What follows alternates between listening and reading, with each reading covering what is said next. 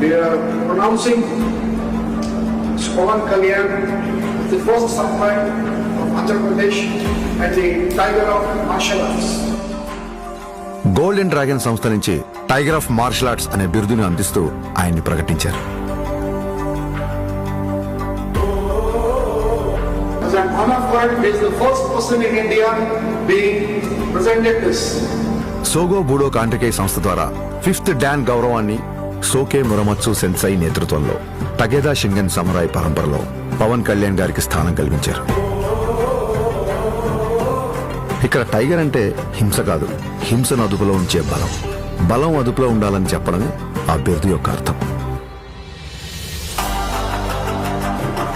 కళ్యాణ్ గారికి తెలుసు ఈ గౌరవం తన మార్షల్ ఆర్ట్స్ ప్రయాణంలో మరో కొత్త అధ్యాయం మాత్రమేనని.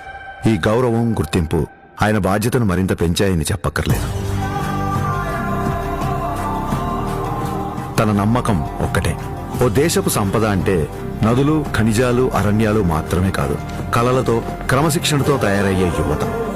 అటువంటి వారే వికసిత్ భారత నిర్మాణ రూపకర్తలు.